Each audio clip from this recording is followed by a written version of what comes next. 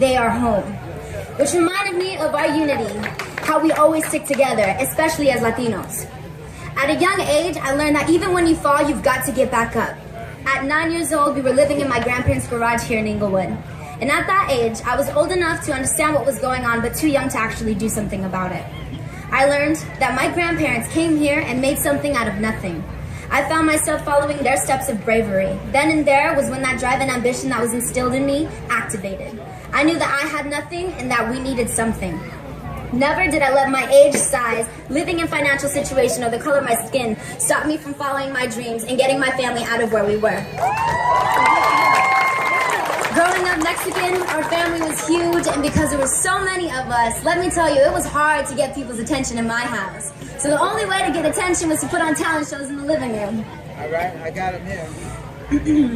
Because of that passion that I had for entertaining, I decided to pursue it at a professional level.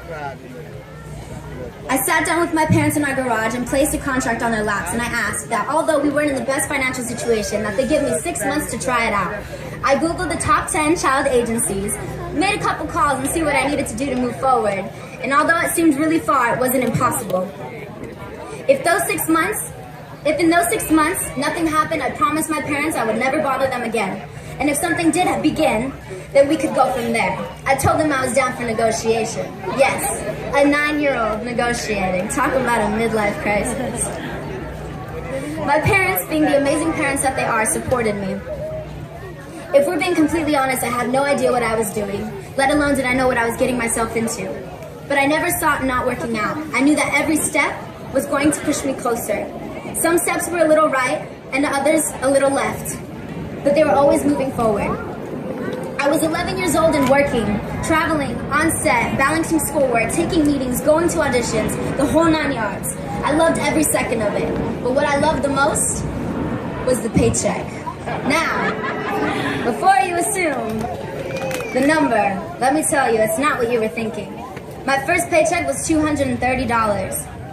Every paycheck went to groceries, school supplies, and of course gas money, because I had my mom commuting from Inglewood to the Valley 6 days out of the week. And I don't know if you know any 11-year-olds that can drive themselves to work, so shout out to my mama. There was no better feeling than being able to contribute to providing for my family. With many sacrifices that we made, little by little we were getting somewhere, making strides and slowly getting back on our feet. Every step and decision was always talked about with my parents. They taught me to never make money-motivated decisions, that not every opportunity was going to be the right opportunity. And as I worked on my craft and discovered more and more about my passions in entertaining, I started rapping, writing my own songs, and hustling more and more. When I was 14 years old, I decided to post covers on YouTube. Little did I know, one of those covers would completely change my life. I did a cover of Frank Ocean's Novocaine. I made a cover of Bruno Mars and Eminem's song Lighters. And the one that changed the game was my cover of Jay-Z and Kanye's song Otis. I rapped 30 bars straight and shot a one-take music video on what I call a bro budget. And when I say bro budget, that's not even low budget. That's like, yo bro, I ain't got no money. But if you're in, I'm in, let's make something happen. So, with my cousins and a couple things to smash from my grandpa's garage, we made it work. A couple days after, we got news that a record label was very interested in taking a meeting with me. After one meeting, many other record labels wanted me to take a seat in their office. I took a couple trips to New York, had a couple meetings in LA, and then made my decision. I know I was only 14, but I was no child. By then, I already felt like an adult. I wasn't going to let someone buy me with money. So many times, I felt as if they thought they could get me with the fancy things because I was the little Mexican girl who lived in a garage. But I knew I was more than that. I didn't want someone to buy me with money, I wanted to work for it. I wanted someone who saw something in me, beyond my story, and saw the talent. I wanted to sign to someone who believed in me, who saw some things and who saw the same things as was a new chapter and a new beginning for my family. Instead of rushing to plan a quinceañera, I saved my money when I turned 15, because I knew my family needed it. I began working in the studio with incredible producers and songwriters, and getting to collaborate and learn from artists who I idolized growing up. People like Pitbull, will.i.am, and my idol Jennifer Lopez. Hey, J-Lo! Little did I know that even those experiences would be the beginning of friendships and many other collaborations. I worked in the studio, officially signed artist to a record label, I want to keep it real. I want to take it back to my roots and reintroduce myself to the public in a way that seemed to work the first time, by making a cover. I sat down and thought really hard of what song would be the perfect song to remake, and it hit me. Becky from the Block. J-Lo, a strong Latina who influenced not only me, but every woman in my family, played a big part in my passion for music.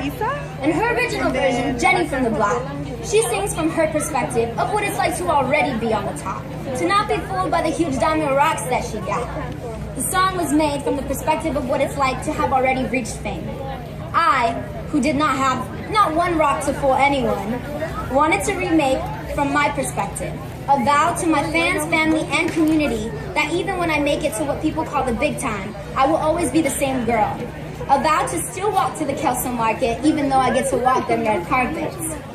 To still hit up Randy's Donuts, which, by the way, I don't think my Power Ranger, trainers and producers like the sound of that, but it's Randy's Donuts. Sorry, no exceptions. That promise is being kept. Things have definitely been hard and the journey hasn't been easy, but it all led up to this very moment. Today I don't stand before you as Becky G. Today I stand in front of you as Becky from the Block. The same proud Mexican-American who had a dream and made it happen with the support from her family, passion for music, and the fire that we carry as Latinos. I might not speak something of myself for my family. I wanted to make my grandparents proud. Now, when I walk onto a stage, onto a set, and even sit down to do an interview, I think of them because I know they're watching. To have their support means the world because if it weren't, you don't even speak Spanish. These are the remarks that us second and third generation born American Latinos often hear.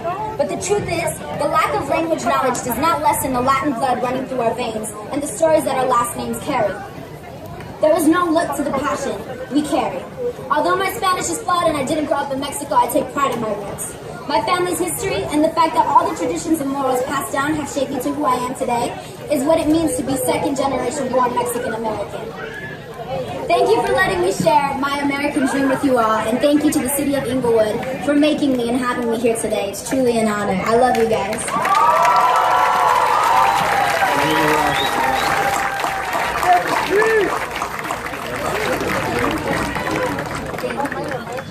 Give it up for Becky G. Let me tell you, she gets to walk around the world, and every time she says she's from Inglewood, it helps us. It helps us because she is such an intelligent and beautiful woman succeeding. So give it up for Becky G. Becky G, this is your home. You come back whenever you want. And what does that say about those Inglewood schools? Did you hear her? All right. Anyway, everybody have a good time and thanks for coming out. We want everybody to stand there right now because we want to take a picture with this crowd as a backdrop, all right? See you guys. Come on.